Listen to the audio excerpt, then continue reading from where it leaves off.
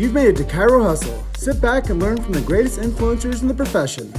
This week's episode is brought to you by Clothes for Chiro, Zingit Solutions, Imaging Services, Posture Screen, Universal Tractioning Systems, Doctor Peter Goldman's Zone School of Healing, Everest Coaching Systems, Fax Max, Chiro Thin, Rhino Coaching Systems, Chiro Moguls, 5-Star Management, The Goodman Factor, Mahalo Wellness, Chiro Health USA, Local Gold, and Go Get Tox. Let's hustle. Hey guys, welcome to episode 113 of Chiro Hustle. I'm your co-host, Luke Millette. Here's your host, Jim Chester. So today we had the opportunity of interviewing Dr. Jason Dean, and if you guys are anywhere interested in creating a healthcare revolution, pay attention to this episode. So, Dr. Jason, tell us your chiropractic story. What influenced you to become a chiropractor?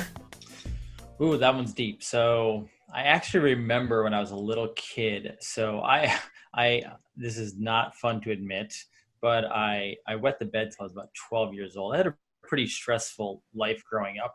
And so I remember very vividly, there was a little small town, and my mom used to take me to see the chiropractor there probably once a month or so, just to check things out and make sure I was doing, rather decent overall. It was almost like a wellness type thing because I was a kid. But I remember that from the very beginning. And then I didn't go to college and things like that because I kind of disconnected from the chiropractic world. Not because I didn't believe in it, it wasn't my main thing. I actually jumped into sports and business world. But then fast forward, I moved down to Florida, and I had started with the corporate world down there. I was still working in the sports industry. And then I did not have time to go out and date. And so what I did was I actually went on Match.com, and the first girl I saw was the one I called first. There was only 2 girls. One didn't answer me back. The very first one I saw, though, ended up being my wife today. And so I remember on her little page it said she was a physician. And so in my mind, I'm like, oh, cool. She's a physician. She probably traveled. She probably does pretty well. Someone who's kind of stable and things like that. And I didn't know what kind of physician she was. And so I finally met her, and she had literally just started her practice. I met her in 2005, I think November of 2005. She had started her chiropractic practice in January of 2005.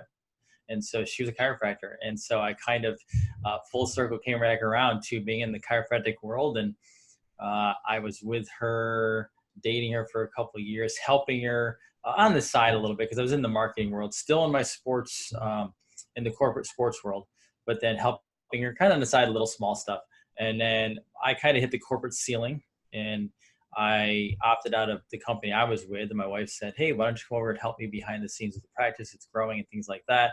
And I will tell you, it was very scary going from a regular paid job to a chiropractic practice where you never know what's going to happen. You never know, each month to month how it's going to be. And she was doing okay, but, still having to expand. And chiropractors don't exactly get expansion education right outside the box. So it was, we're trying to build and build and build. And then kind of as that was going on, she said, if you're doing all this stuff, and I was really seeing kind of the chiropractic miracles in her office.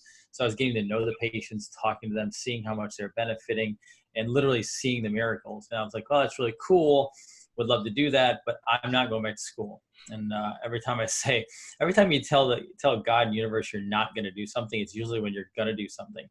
And so actually, I ended up going back to school, even though I told her, I don't think I'm smart enough. I don't think I can do all this. And she pulled me back in. I actually went back to school and graduated in December 13, actually. So I've been a chiropractor ever since. Yeah, the story sounds similar to my path, except for I didn't go on to become a chiropractor. I went on to become, advocate, filmmaker, podcaster, personality, marketer like you. But, your story, it resonates with so many people out there because I'm sure that people are going to be listening to this. They're going to be like, you know what? Maybe I should go back to school. Maybe I should get my degree to be a chiropractor because it is a very valuable profession to be a part of. And I think that so many times when people think about working in an office, they kind of limit themselves to being the CA or the tech or whatever it may be, the marketer, and they don't see a bigger picture for themselves. Yeah, and school was going back to school, because I mean, I had reservations there, and actually, I had originally wanted to go to Life up in Atlanta, but then it was Palmer, Florida, that I'm about 30, 40 minutes away from right now.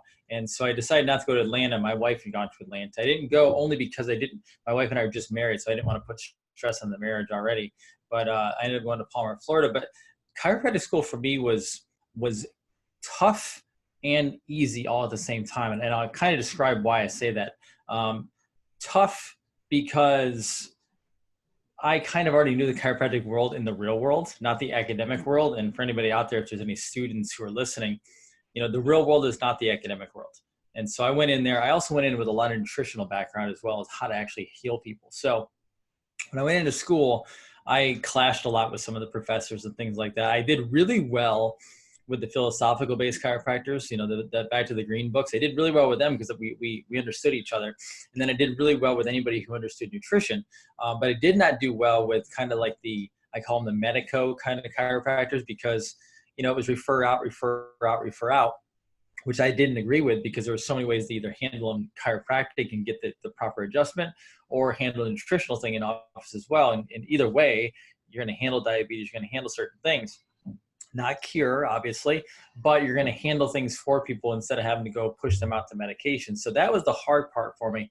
The easy part of chiropractic school for me was I was married and I was older. And so I think that made it a lot easier because the maturity was there. I was like a BC student in high school, probably a B student in college. But then this later part of the years of my 30s, married, settled down. I wasn't focused on partying or going out on the weekends. I was basically taking seminars, studying. My wife already went through chiropractic school, so she basically told me in the beginning, hey, don't worry about it. If we don't see each other a lot, I totally get it. I've been through what you're going to go through. So just do what you got to do, make it happen, pass your classes, get your degree. And so that part was a lot easier because I wasn't focused on the stupid stuff in life anymore, drinking and everything else. I was focused on just getting that degree, helping people. So that made it a lot easier. So what are some things that make you unique in the chiropractic world? Make me unique? Well, I will say, and it's funny, Jim and I had this conversation a little bit at 10X, is I say I go for the cause. Now, a lot of people, and I just so I'm going to probably step on toes here for anybody who listens to this, because I know we're in a hardcore, straight chiropractic world sometimes. I am a mixer. If somebody has something going on, yes, the spine is obviously important, but you have to look at I go back to DD and BJ days, and I am a big DD follower, big BJ follower, but you have to look at what people were consuming then, what people were doing, how they were living their lives. They weren't riding everywhere, driving everywhere. They were eating actual food, real things. And today in 2019, we have a completely different society. And as a mentor told me a long time ago, innate never met McDonald's.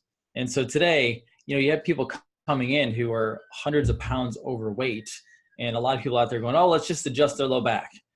Well, let's be honest with you. If you have weight on you like that, you probably have cardiovascular problems coming on. You have diabetes problems pretty much coming on. Your discs are probably, already blown potentially. And is it really honest of us to just adjust till we're blue in the face? Or is it ethical for us to have a one-on-one conversation with that patient and say, you know what? I have to be a doctor at the end of the day, and that's what I am. Yes, I'm a chiropractor, but my license is a doctor of chiropractic. And we have to talk about some hard things, like you need to change some lifestyle issues. That it's just what it is. And so I go after causes of things too. So, I have a nutritional practice and a chiropractic practice, meaning I adjust people, but I have people coming in who have spinal issues, and I find out that they have major organ toxicity. So I go after both things. And does that take away from adjusting more and more people? Possibly, but I can easily hire other associates as well. If I've had associates in here who were just adjusters, and that's fine. And if I'm in an area where there's somebody I refer out to just a straight adjuster, that's fine too. But as Jim and I spoke about, it's in my world today, I don't know why chiropractors don't have somebody in-house who isn't handling some of these toxins that are going into people. And actually, people want one-stop shops now. I'm not saying the chiropractor has to do it all. You can just adjust, but help these people handle their actual issues, because they're looking for somebody and they're going down the road getting some horrible product from somebody else or going to some store and getting something and then coming back into you. And I think this is one of the reasons people lose patients and don't retain. We talk about new patients all the time, and new patients are great. Obviously, they're lifeblood. But I think so many lose the retaining of patients because patients don't always tell the truth. And I don't mean that they're trying to lie, but you ask a patient, oh, do you have any new symptoms today? Sometimes they'll give you answers that you weren't expecting. Oh yeah, I've had this issue for the last 3 weeks. Well, if you're not listening or digging for that material, they're going to start thinking potentially you're not handling it for them. They may go to the next chiropractor down the street. They may go to somebody else, an acupuncture, naturopath. And not that those are bad professions. My sister-in-law is a naturopath. I have amazing friends in all areas. But I think a lot of people are missing stuff. A lot of chiropractors are missing things because they're not asking all those questions. And someone just isn't in pain, well, they must be okay. But that's not how it really works. Yeah, the things that you touched on there, if it ruffles some feathers, it should, because I think that we come to a place in our culture where people are super toxic. And the way that most people assimilate toxicity is either malnourishment and they start to actually like rot away, or they get obesity and they actually start to rot away. So what other end of the spectrum that people are, obviously we want their nervous systems to be functioning at a high level with chiropractic adjustments and chiropractic services.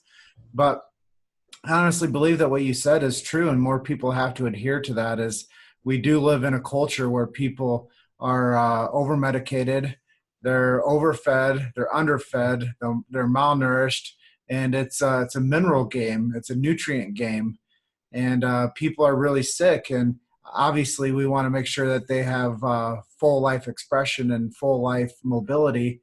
But when we think about the chronic state of where most people are, the doctor has to start considering some of these things that are going on with a person that aren't just subluxations. I 100% agree. I mean, I actually just had a woman I've been working with for a few months here, and she was actually diagnosed with PLS. And you can adjust her until the cows come home, and it does help, and it helps her gait. But in reality, she's got some fungal issues. She's got some viral issues in her actual spinal cord. And if you don't handle that, she's not getting better. And she's getting better because we're handling both that as well as I adjust her. And so we see patients like that all the time. And we have patients flying in from all over the place. We actually have a patient who came in just recently who is, I can't say the name, obviously for HIPAA reasons, but very well known, along with their spouse, who's also very well known. And man, on TV, they look amazing. But behind the scenes, they're actually falling apart, not feeling well at all. And we looked into stuff, checked some things out. We found out some causes, but we're also going to look at the spine, the nervous system, see what's going on there, and handle the whole body. I mean, the spine is the whole body. The spine goes everywhere. But if you got a liver that's toxic, just adjusting that vertebrae is not going to handle that toxic liver necessarily. And as you said before, somebody who has a low back problem, but they have a ton of weight on them, that disc needs some nutrients. That's a blown disc, that's a bulging disc, whatever it may be. You got to handle that. I mean, that actually has to be handled. And you let them go out the office, they go down to the fast food place after the adjustment, and they start eating again. You're not fixing it. And I personally have a problem with that. Again, I don't have a problem with chiropractors. I just have a problem with not looking at what is best overall for the patient. So do you have any favorite motivational quotes or mantras that keep you fired up every day with what you're doing? Well, since Jim and I were at 10X, it's not actually a quote, it's actually the name of the book. I think it's Grant's latest. It's Be Obsessed or Be Average. And I truly try to live that way. We live in a world today with social media. I mean, I just literally put out a post that I need a social media manager in the office alone because I have 7 practitioners. We're all busy. We're all doing our thing. I can only do so much. And I actually need someone local. I mean, I need someone coming in, handling all content creation, all copy, everything like that. And so I can sit there and I can run myself till midnight, 1 a.m. doing all this stuff, or I can actually, delegate because I have other things I have to get done. And that's not the most important thing in my world, but it needs to be done. But at the end of the day, you have to be obsessed about it. I mean, I need the message going out to everybody. I mean, I think every doctor has to look at them, in every profession really, but I mean, every chiropractor has to look at themselves as, I am the best chiropractor on the face of the planet. Now, does that mean you're the best? Not necessarily. I mean, there's obviously great chiropractors everywhere. But if you're in your town, you better believe you're the greatest chiropractor ever to lay hands on a patient. I mean, my wife and I are in the same building. We're both chiropractors. And I say I'm the greatest chiropractor in the world. And I think she's the best chiropractor in the world. Because if you don't have that mindset, then what are you doing? You have to believe you are the best that's going to handle every single person in the community. And you have to be obsessed about what you do. I mean, if you're out walking around, grocery store, in the mall, on the weekend, etc., wherever you are, you better be so obsessed about it. You're not only watching people, but you're willing to take an opportunity to communicate with somebody who potentially has an issue right in front of you. Are you willing to do that? You know, I see so many people going, well, I'm done at 5 o'clock. And after that, I shut everything off and I just go home and I got to spend time with my wife and kids. And it's relaxed time and no talk about work. Come on, man. Like that's not reality. It's I am who I am. What I do is a extension of who I am. Chiropractor may not be part of me as a being. I'm my own being, but chiropractic is what I do. Nutrition is what I do. If I'm out there, I'm going to communicate about it. If I land somewhere at 11 o'clock at night and I'm going to my hotel and I see somebody at midnight and they just happen to show you a this I'm working at midnight, man. It's obsession. When you go to 10X or you go to these other seminars all weekend long. This past weekend was the first time I was off in probably about a month. We've been rolling every single weekend going to different seminars. That's obsession. Be obsessed. So many people are obsessed about Game of Thrones right now. Why don't you be obsessed about what you do to see more people, to help more people, create more income for yourself, to expand yourself and your practice to, again, help more people, because that's really what it's all about. Well, this would probably be unpopular based on what you just said. I've never watched Game of Thrones once. Neither have I. I watched the first 5 minutes of the first episode and I couldn't go any farther. I haven't watched it since.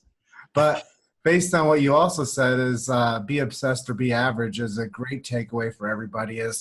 That's really why we're positioned the way we are, Luke and I, with Chiro Hustle, is because we are so obsessed with doing more and connecting the dots faster and to spread the message to more audiences and to start, interacting with other influencers in the world to get the chiropractic message out there. And I think that, if we look back on what Sid Williams did with DE, is he told people to tell the story. And, you just got to go out there and tell the story and drop keys on people. And yeah. The other thing I would add too is, one of my favorite movie probably of all time now, and I wish everyone thought like this, The Greatest Showman. I wish everyone promoted and had the mindset in chiropractic that movie portrayed, because that's what you have to be. You have to be so in love with what you do and what you're promoting that you'll never stop doing it. Even when people think you're crazy and they think you're just like over the top, and if you fail and you go bankrupt or whatever happens, whatever you do, you're just on purpose and you never give up the dream.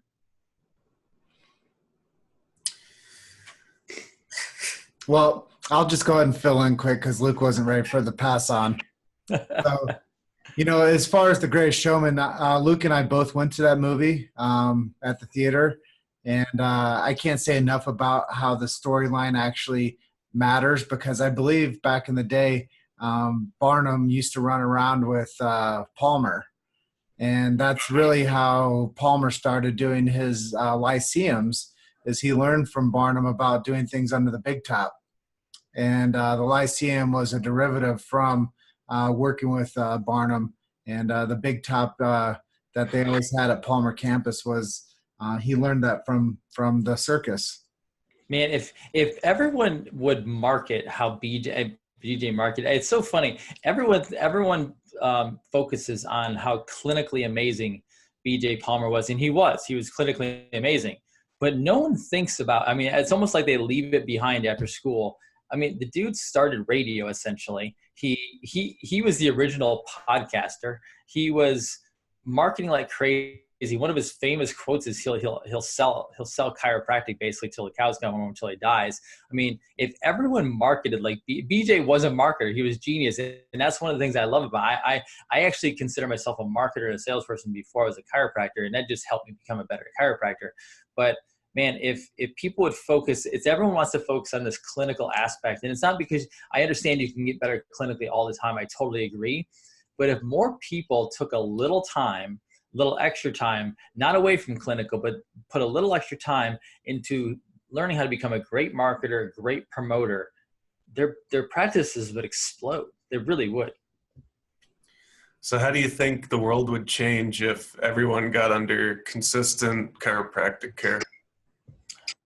Wow, that's a rigged question. It's so funny.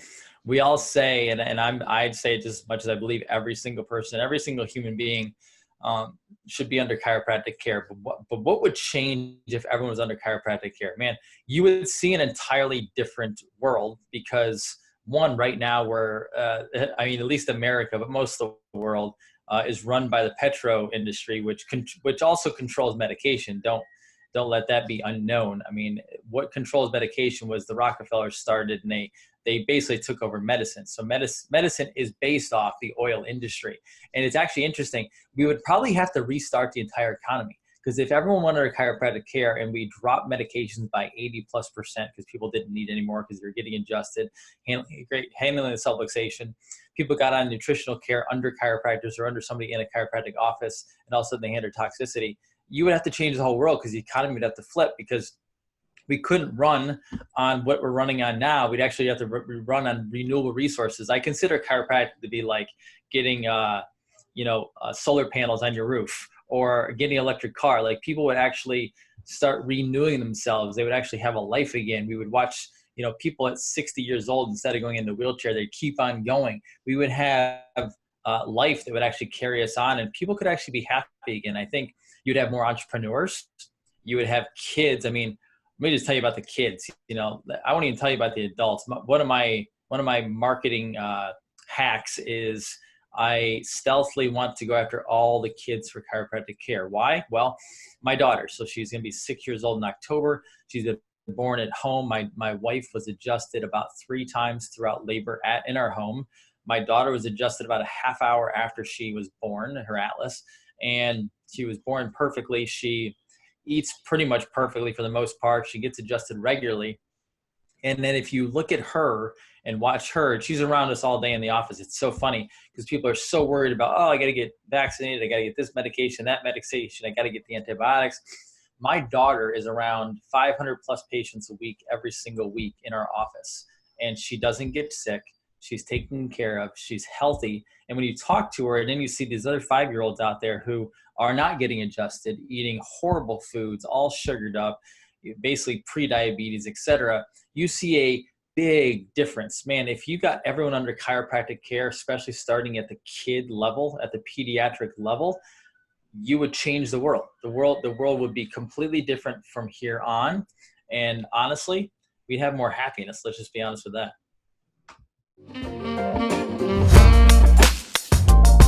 You've made it to Chiro Hustle. Sit back and learn from the greatest influencers in the profession.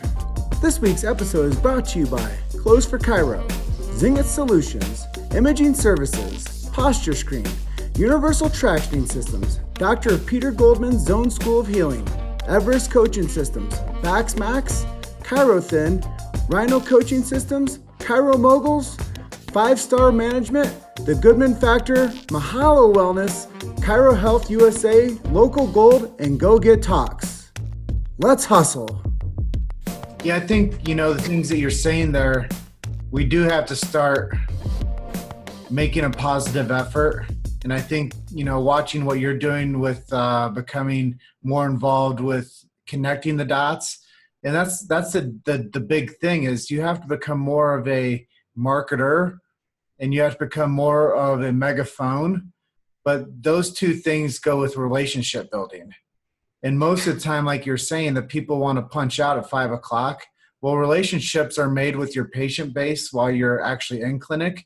But if you want to take things to a global scale, relationships are made till midnight. And Absolutely. Everybody's on different time zones that are making moves in this world that are actually contributing to the change.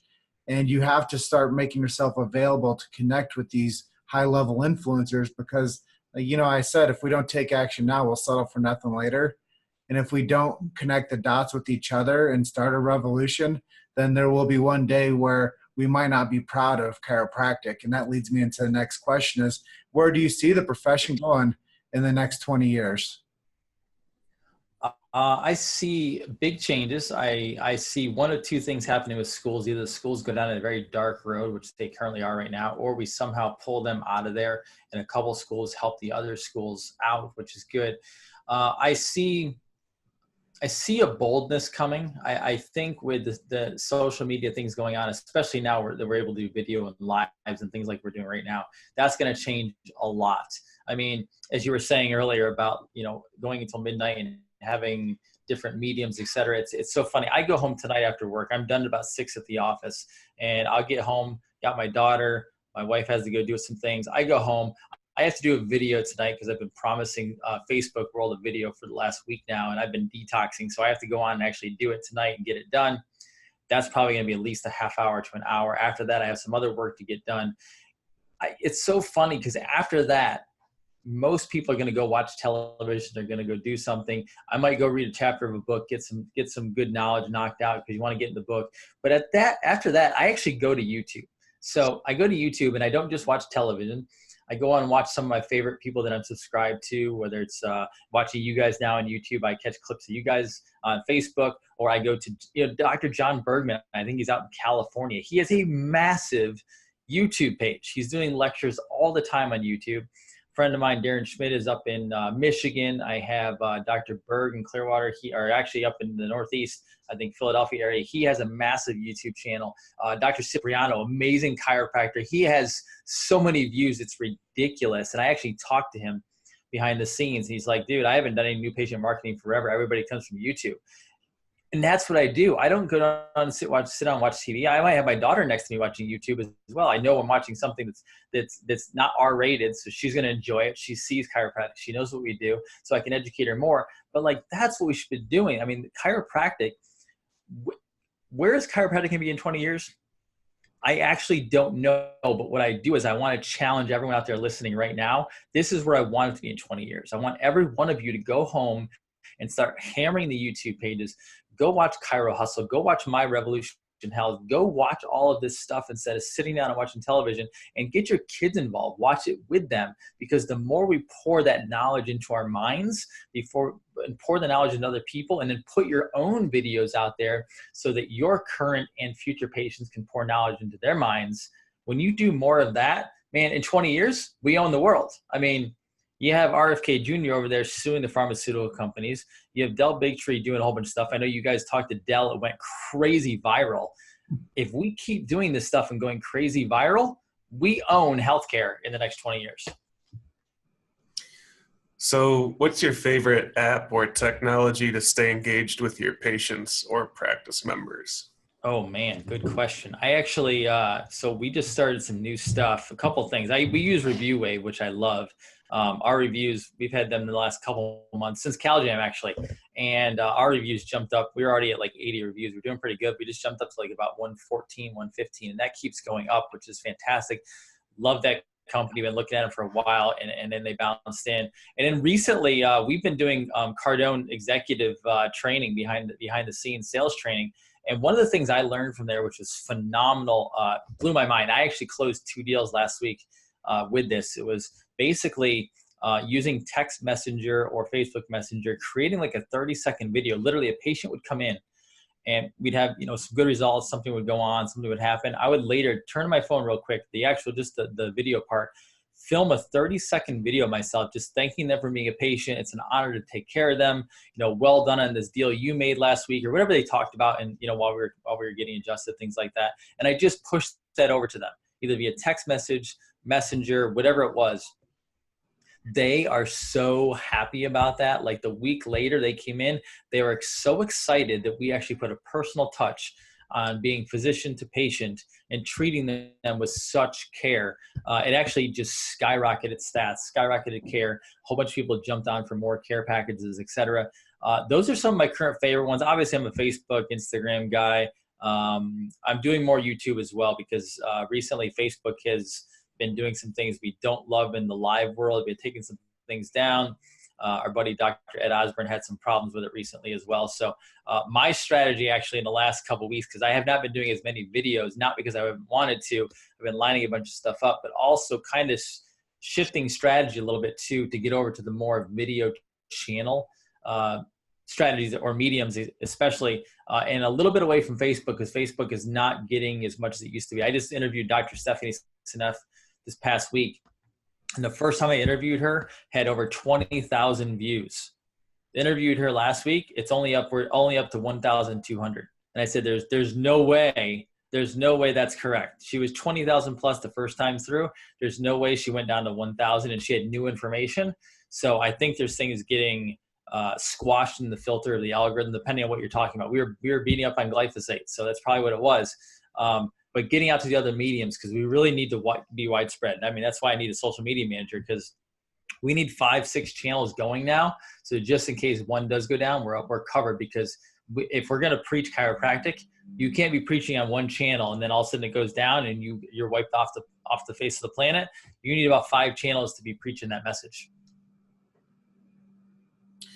So let's talk about you personally a little bit. What are some of your favorite books? What are you in the middle of right now? What kind of things do you like to listen to in your spare time? Oh, good questions. I'm actually still reading Dave Asprey's Game Changers, and it has actually, between that and talking to a couple of friends and being on Twitter a lot, I've actually switched over to a mostly carnivore keto diet. Lost some weight. I didn't have a ton of weight on me, but I trimmed down. I'm actually going into workout routine now with that. The other ones I'm reading right now is I'm reading Dr. Harrower's Endocrine original book. My wife got it for me. It's probably about, I think, 70 plus years old now. She got me an old one. So basically how the adrenal glands, how the reproductive system work, how the whole endocrine system works. And I'm a bit of a nerd. As I said, I don't go home and just watch like a bunch of sitcoms and Game of Thrones. We're reading, we're watching stuff. And then the other book actually is by a chiropractor, and I forget the name off the top of my head, but basically he wrote a book about minerals and was showing the correlation between being out of alignment, subluxation, and being mineral deficient. So I'm actually pounding through that book a little bit right now too, little by little. Yeah, I think educating yourself on, the profession at large is so important. So diving in onto what's working for other people, like what you said, watching John Bergman's channel and seeing how he's actually creating a ripple effect of referrals for chiropractors all across the globe now. And when you start thinking about, the different people that are making moves in the media, you have to be aware of what's working. And as we know, social media changes on us almost on a pivot basis, day by day. Something's new, updated, something's changed. Things have been pretty much formatted for the favor of the other people, the ones that are in control. And they're actually taking the social media part of the consumer having much control of it anymore away from us. So we have to pay attention how we build our own communication forces and where we get our knowledge from. And like I've said a couple times, how we connect the dots with each other. I think it's so vital what you're doing. I know we're coming up on the edge of our interview with you today, but let's talk about your current projects that you're working on. I know that you're interviewing a lot of people too, and you're not just talking to people about chiropractic. Yeah, I'm looking for a global change. So, I mean, it's Revolution Health, and I'm actually going to be shifting it within a few episodes, because we're actually coming up on our 100th episode. I haven't announced that yet, but we're coming up on the 100th episode, which I joke in the house that, Oprah's got nothing on like you or like myself or Luke. We can do a half hour, an hour straight with no commercials and have content. And so I'm like, Oprah needs 15-minute segments and 10-minute segments. She's got to have commercials in between. She has softball questions. We got to go for a half hour, an hour plus. And so I'm actually flipping it over to become a network, because I want to bring in more things, not just from a healthcare standpoint, because my personal mission is really more of a global mission. And it's really a humanitarian mission to help people in general. And then I know that I can kind of backdoor chiropractic, backdoor nutrition for myself as well. So people come to me and I start talking about liberty type things or freedom type things or country type things. I know that they're going to look at me, but they're also going to look at my background and go, oh man, he's a chiropractor. And I can, one of my goals is actually, I want to go out and help save a bunch of veterans, because, veterans are committing suicide on a daily basis because of psychiatric meds, not getting chiropractic care, not getting any health care at all, really. And if I can create that where I can get in front of them and then they find out that I'm a chiropractor and they go, oh, hey, he's safe. Like he's talking about something we understand. We have reality with him. They now know I'm a chiropractor. That makes them more open to getting chiropractic care. And so my mission there is literally just to go global, go big, and literally take it over the whole thing and pull chiropractic as I go. It's not one of those things where I want to disconnect from people. I want to actually pull chiropractic, pull Chiro Hustle, pull all of those guys out there. I know that Gentempo is doing one right now. I want to pull all of those with me. I want us all to work as a network. We're all going to have a little bit of different angle at it, but it's the same thing. We're always going for that whole mission. And then on the side, I got a lot of different things going on in the food world now because I'm doing the carnivore keto thing. A lot of branding stuff, man. Before this, as I said, I was in the world of marketing and branding. And so I see a lot of chiros out there struggling how to do anything on social media. I mean, they don't know what to do, or they start and they stop. It happens so often. And getting them hooked up on doing that. And then probably lastly is I've been working on with my wife. We have created a $2 million plus practice per year, all cash. We don't take any insurance, and we know how to market a practice. And so we're probably going to be unveiling some cool stuff on how we do marketing in-house and externally. So if somebody wants to have a big practice like that and wants to be able to help more people, they can do that, and we'll just put some systems together for them. Well, we are just about at the end of this episode. What are some web sources or links you can give people to find out more about you? Yeah, so head over to my personal Facebook page right now. That's where the Revolution Health is. My practice website is palmernaturalhealth.com. Palmer is my wife's last name. She had her name. We got married before that whole thing, so I didn't want her to change her name. And so palmernaturalhealth.com. You can go over to my Facebook personal page, but also I just actually got my channel designated on YouTube. So it's actually Revolution Health on YouTube. You can go over there, and we're building that up. And I have a bunch of episodes I got to upload, but we're doing episodes constantly and some really cool ones coming up. So go check that out. Awesome. Well, that about wraps up this episode. And I want to thank you for jumping on the call with us today. And that sounded dangerous. It's all good. And if anybody ever wants just me or wants to connect with me, I'm not one of those guys who just ignores everybody. They are free to Facebook message me, free to text me, anything like that. I'll always get back to them. So is there anything we didn't ask you that you'd like to touch on today? No, I appreciate what everyone's doing. I appreciate what you guys are doing. I mean, it is not easy to jump in front of a camera consistently and put yourself out there. And so I appreciate what you guys are doing. I appreciate what anybody else is doing in this world. And I look for anybody new who's doing it. And I always want to support anyone who's jumping out there. Even if you're starting off and you're stuttering over yourself and you're messing up the video and the audio, I will be 100% behind you, supporting you, because we need more of you. I totally agree. I think that the more that we contribute with each other, collaboration was a big thing that we talked about recently at our mastermind, and clarity was the big word of the weekend. And I think that the more that we can collaborate and the more that we can build clarity with each other, the more that the vehicle of information actually makes sense to people. And then they'll actually pay attention to the channel. They'll pay attention to the messenger, and they'll actually consistently get good information rather than doing what chiropractors do with their marketing. They start something for like 60 days, 90 days, and then they kind of brush it underneath the rug. And I think that we just need to get consistent with our message. And, frankly, we need to become better at branding, like you were saying, because when the brand is strong, the message follows along with it. And then there's clarity. And when the branding has good clarity around it, then the message has good clarity within it. And I think that that's something we all have to pay attention to when we do create content for a larger audience, is knowing that the brand has to supersede the content. And then once the brand is strong enough, it becomes its own force. I agree 100%. All right, Jason. Well, that wraps up this episode. Thank you for coming on, and we just want you to enjoy the rest of your day, okay? I appreciate it, you guys. You enjoy the rest of your day. It was an honor being on. Thanks. All right, we'll see you on the next one. See All ya. right, bye-bye. See you, Jason. Thanks for listening to Chiro Hustle. Don't forget to subscribe and check back next week to continue hustling.